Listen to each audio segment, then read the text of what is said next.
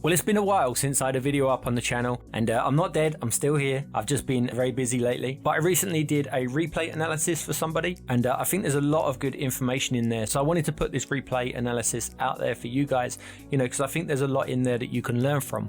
Now, as always, if you want me to take a look at one of your own replays, then the link for that will be in the description. But let's get straight into it. Okay, I like the kickoff. Just no awareness on the demo there. You should really know that the guy's going to be there. You just didn't look with your camera. So that's just an awareness issue, but something that you should definitely pay more attention to. And your teammates should have this. Okay, they're scoring own goals. I like the bump attempt after you miss the shot.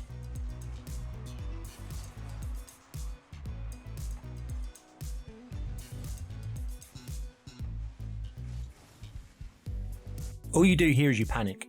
That's all you do here, because what you did here, this is fine. Like, I like this. This is good shadowing. But what you have to do is you have to follow the play until you make your opponent do something. And if you notice, you don't make your opponent do anything. Like, all they do is just drive the ball in a straight line. So you get scared, right? Because you think he's going to shoot or whatever, but you just want to keep shadowing back to goal. The main thing you're trying to do here is you're trying to delay. Like, that's what you have to keep in your head in these situations, is you're thinking, my job isn't really to challenge the ball. Like I say, the number one thing is to create time, because if you can slow him down and just make him so he can't get to the goal quickly, it gives your teammate time to get behind you. Like, it gives your teammate time to get in position. Let my teammate get behind me, let him get back to goal, and then I can challenge. But you see, you don't give your teammate time to get back.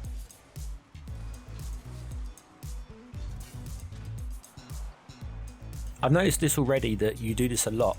So as you're pushing forward here, right, you always push too far forward.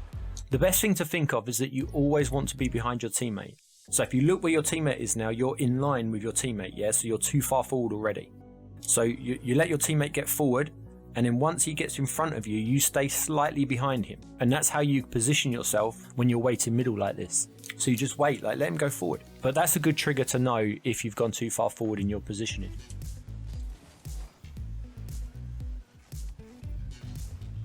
Yeah, I like the use of the ceiling.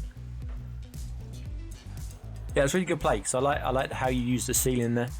Most players won't use the ceiling, they just try and come off the wall, but that was really good.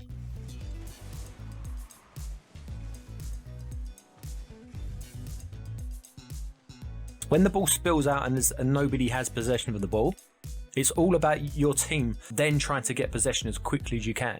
So there's nothing wrong with you then going for that ball instead of your teammate. Like, I know you let your teammate go for it, but that's when you have to be confident in your play. And you have to think, right, I'm here, I can take this ball, I can make something happen. But by kind of being a bit passive and letting your teammate take it, you're lacking a bit of confidence there.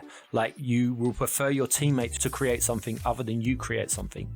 So sometimes you just have to take the initiative and just go for it.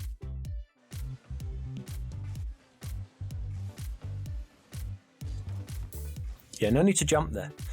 Like, that's what messes you up. I thought you were just going to catch this ball, which would have been the perfect play.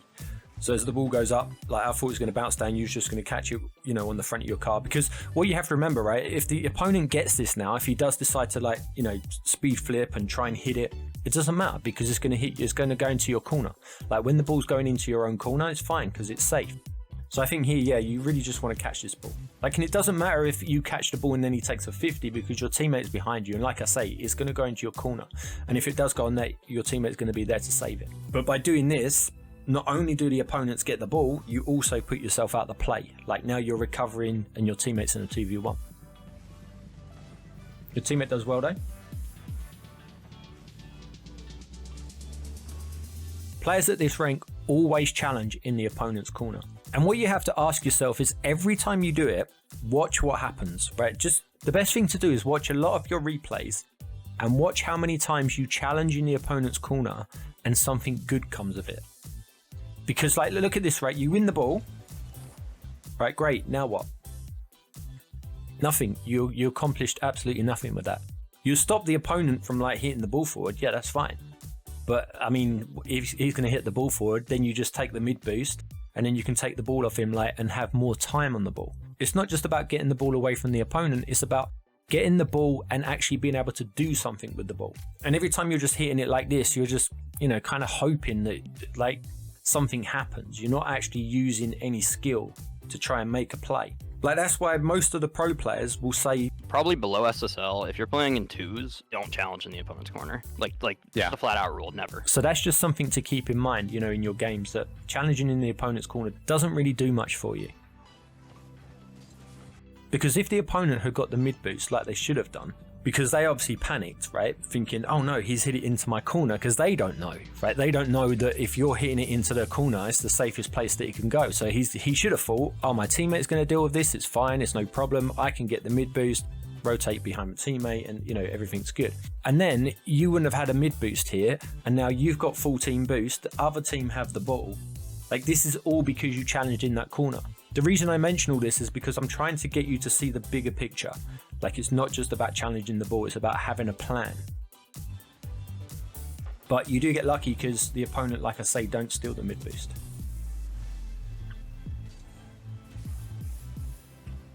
Yeah, I mean, I don't mind that. It was kind of the right idea, just the wrong execution.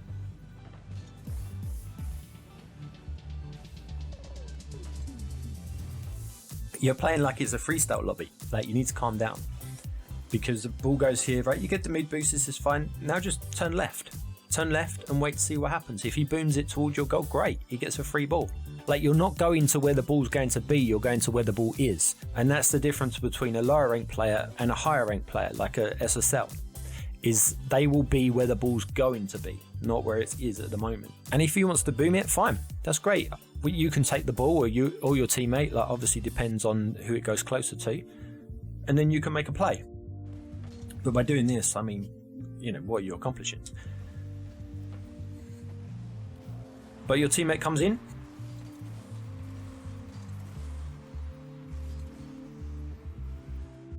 So because you lose the kickoff, this has to register, right? You have to think, right, I've lost the kickoff, it's going towards my goal.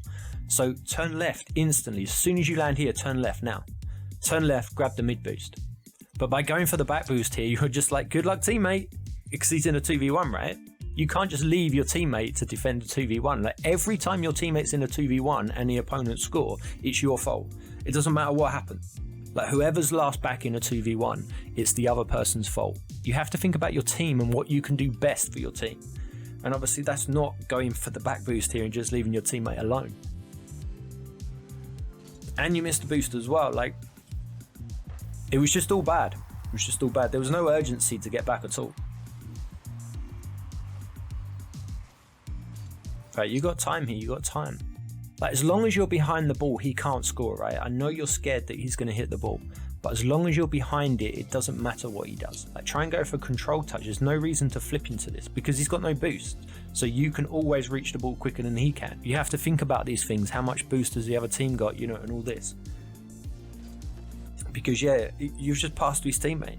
Like, so you actually helped him out. The guy that had no boost didn't really want the ball because he can't get there. He's got no boost. He's thinking, I just want to go and get boost, please. Can you pass to my teammate for me? And you're like, yeah, sure. Don't worry, I got you. And look, you passed to him and he's like, thanks. You're just panicking. Like, there's just so much panic here. You've got so much time. Remember, if the ball's going into your corner, it's safe. You don't have to worry about it. Like, so all you have to do is you have to make sure nobody's coming to bump you. Yes, you don't jump up an aerial now, you just wait. Because look, the ball's going to bounce and you can get ready for it. You could literally be sitting here, right? So you was what, here? You could just go drive to here and then the ball bounces there. If nobody's going to challenge, because you can see then, look, because you're sitting here, look how much you can see. So you look, is there anybody there? Is anybody going to try and shoot this? If there is, then you jump up from here and then you just hit the ball this way. If nobody is coming to challenge, then you take a free ball. You let the ball bounce off the wall there, land on the ground, and you take it from the ground. And you cut all those options out because you just go for the ball. But the thing is, you're not thinking about what you're actually accomplishing by going for the ball. It's like, because you didn't stop a goal, because you could have stopped a goal by doing what I said. So all you're doing here is, again, you're just passing back to him. You have to ask yourself why. And I can tell you why. It's because you're rushing every hit. But your teammate does well. And yeah, the bump is just no awareness. And they should have scored. You've got so much time. So you just wait, the ball's going to land. If your teammate hits it in, he hits it in, fine. But the thing is, like, you know, where you jump on that, like, you're just making it so much harder for yourself. You just need to take your time there.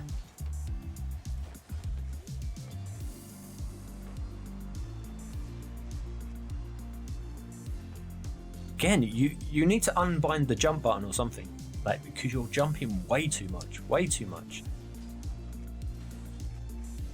So another example, playing into the opponent's corner, is where you're going in too fast. Like, this guy's panicking. Like, he's like, help me please, somebody. And you're like, okay, I'll pass it to your teammate for you. You've just helped him out now because you passed to his teammate. And his teammate's in a better position to deal with this ball, because then he can, like, take it up the wall and try and take a 50 or whatever.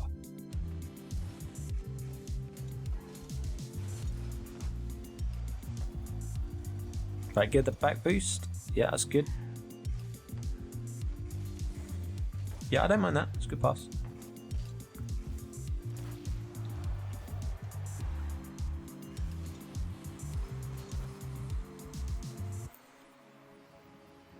Now, this is the first time you've taken your time. I know it's because you got no boost and you don't really have a choice, but it's so much better because it's making the other team, like, have to make a decision. They're panicking now. Like, this guy's thinking, oh no, what's he going to do? I think here you can probably fake it, or you can, you know, try and just dribble it to the left and then try and get around the ball. It's going to be hard to score, but just the taking your time it's so much better because you get so many more options.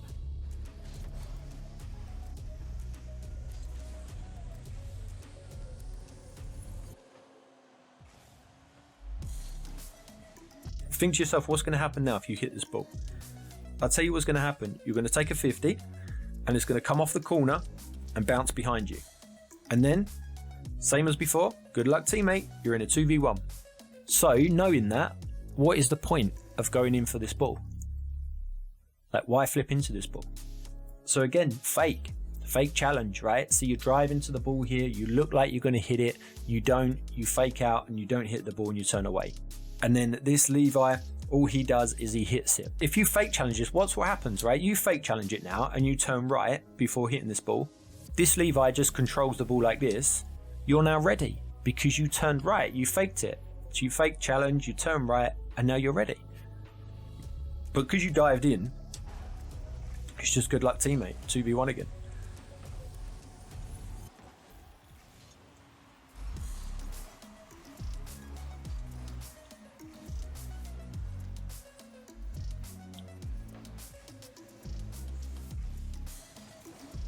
Again, you've got time.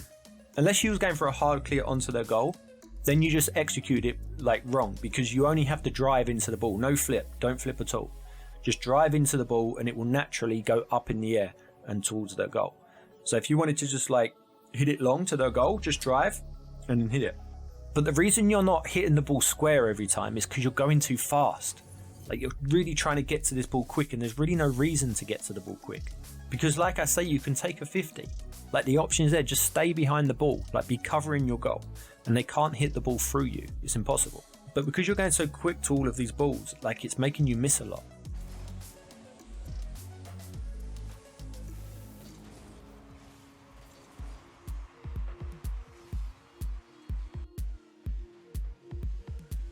See that stop that you did, that little pause? You want to cut that out of your game. Like, you never want to be staying still. You never want to stop. So here you have to make a decision, right?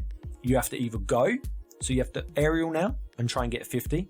Because a reason a 50 is good on the last man is because he's the last man back, so the goal's open after him. If this was the first man going for this and he had a guy behind him, then it's not worth trying to go for the challenge. So you can even go straight for this now, like quick, you know, like you've been doing all game, or you just turn back. Now, I wouldn't really recommend turning back because your teammate, as you can see on your left, he's going behind you. So if you go left and turn now, then you're just going to be in the same position. Or you turn right here to where the ball's going to go. But you don't want to stop, like never stop. Just make a decision and go with it.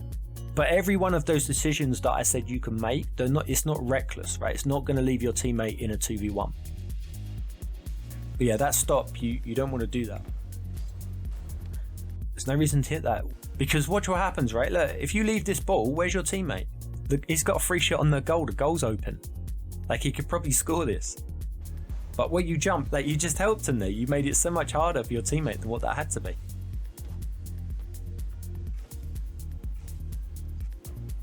Right, see how you do this time. Yeah, that was better. I like the patience there. That was good. This was so confusing for your teammate. You don't need to hit this ball. Like, that's number one.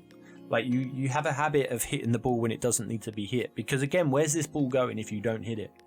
Like, you have to think about that. Like, you don't seem to think about that. You just think, oh, the ball's there, I've got to hit it. Like, but if you leave this ball, it's rolling into your corner. The corner boost is there. Like, you and your teammate can then take the ball and the boost. But because you hit it up again, you just make it more awkward. Because now it's harder to control this ball because it's bouncing. And then after that, you don't make a decision again. You do that pause. And it really confuses your teammate. Because you land, but you're facing like right. So your teammate's going to go for this ball. Yeah, he's ready to go. But then you stop and you reverse, and now your teammate's thinking, hold on a sec, I'm just about to go for this ball. And then you're like, no, I'm going for the ball. And he's like, well, I've left the boost for you. Why didn't you get the corner boost? But you see, you kind of just get in his way in the end.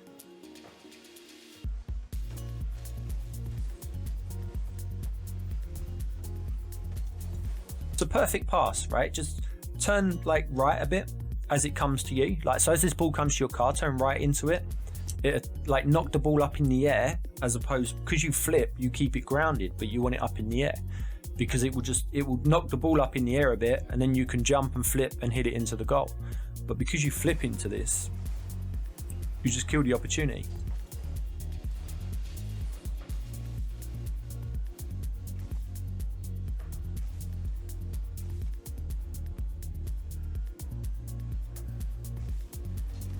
So I'll give you a tip for coming off the backboard with a hit like this.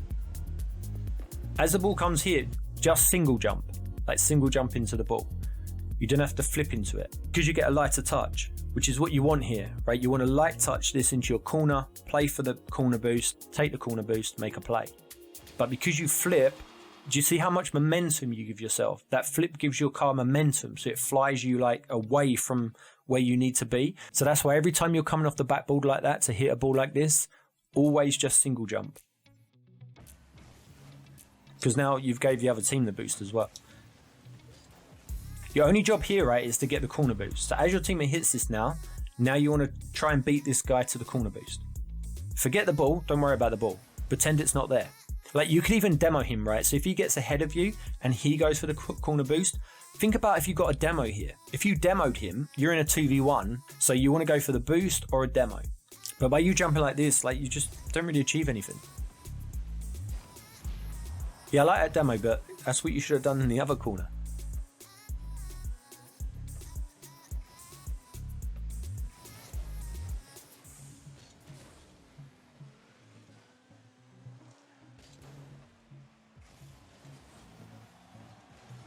Yeah, that's the one trouble you're going to have by making the decision early. So you can creep out to this ball, like on the ground, there's no reason to jump. Creep out to this ball, and then as he gets closer to the goal, because the closer you let him get to the goal, like from this angle, the angles he's at, the less of the goal he has to hit, like the less angle he has, because the angle's getting smaller and smaller the closer he gets to the goal. But because you fly out of goal like this, you just make it so easy for him. Like, you've made his decision easy now. Because look how far he's getting this reset out. But you just put yourself in a bad position.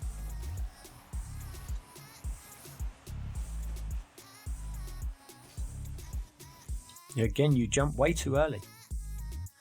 All you're doing is wasting your boost. There's no reason to jump that early. So look, go up on the wall and wait. Like, you can wait. You can go for a double tap or whatever, after that. But by jumping off early, you just made it so much more harder for yourself, because now you've got to use like 400 boosts just to get yourself into position before the actual ball even gets to you. Got to take that corner boost.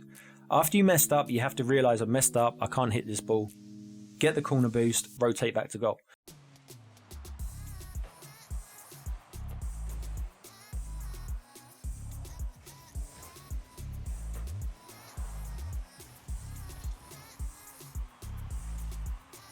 Right, hopefully you take your time here. Squishy's just recently released a Road to SSL where he plays at the lower ranks, and I think he's currently playing in Champ at the moment, so I definitely suggest going to watch that.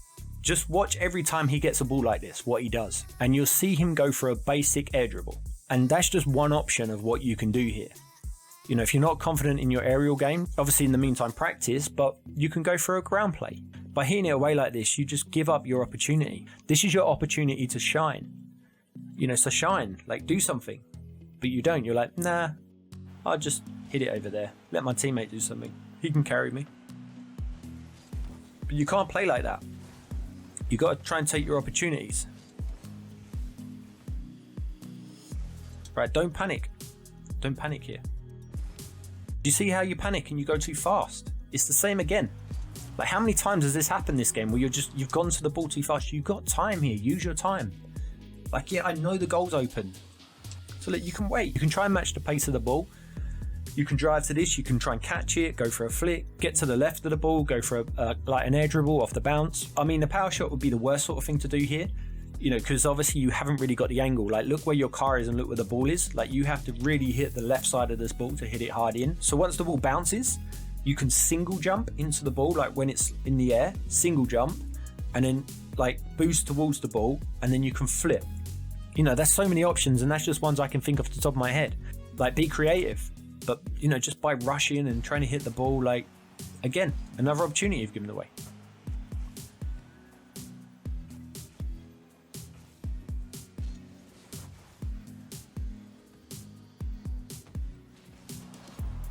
When you're in this position where you are now, like I said, this is the reason you don't really want to play into the enemy's corner, because it's so hard to score from the enemy's corner, so you don't really accomplish much from it. But obviously in this position, you don't really have much choice. But when you are in this position, like the best play normally is to try and pass it to your teammate, go for a bump on the goalie. And then your teammate can come in, score an open goal. But obviously you kind of hit it across, and then hopefully you get the back boost, which you do. So you get some value there. Hopefully you catch this. I think this is the first time you've done it all game. But it's just so much better. And now, if they challenge, you can just flick the tail end of your car into the ball and hopefully get it towards their goal. Like, if they challenge. If they don't challenge, if they back off, then obviously try and make a play like a dribble and go for a flick or something.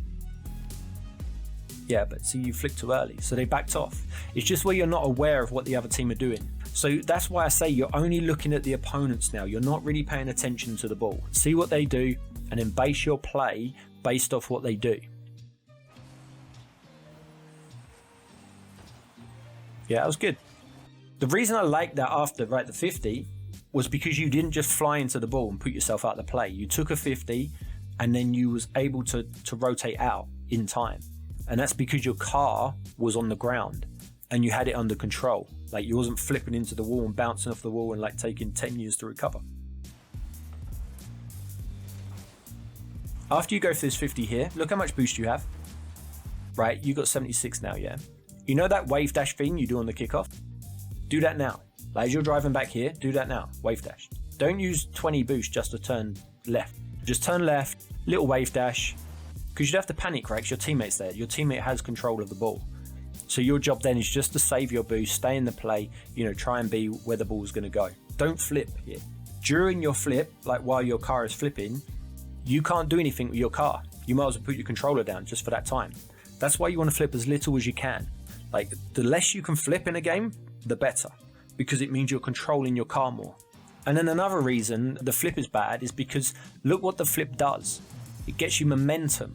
Like, you can't control that momentum of a flip. At least when you wave dash, you can brake, so you can slow yourself down, like from the speed. But when you flip, you can't slow yourself down. You're going that way whether you like it or not. And the flip puts you too far. Yes, and now you're turning back on yourself. So if you just didn't do that flip in the first place and just wave dash, like I said, you could then just brake if you think you're going to go too far. But the point I'm trying to make is you still have control of your car after the wave dash. There's no reason for you to go for this ball here because your teammate's still there. You don't want to be in the same position as your teammate. Like, whenever you're in a game, no matter what is happening, you don't want to be in the same position as your teammate. And by driving forward here, you're going to be in the same position as your teammate. Now you've realized you've gone too far because of the flip. Then you think, okay, so I just wait now. I just see what happens. Like now, look, don't turn left there. If you start turning right and he hits this ball and your teammate, even if your teammate isn't there, and he just clean hits this ball towards your goal, you're already driving back to goal. You can then control the ball, take it to your corner, make a play. But because you put yourself in the same position as your teammate, who's back? Like, nobody's back now. And they score.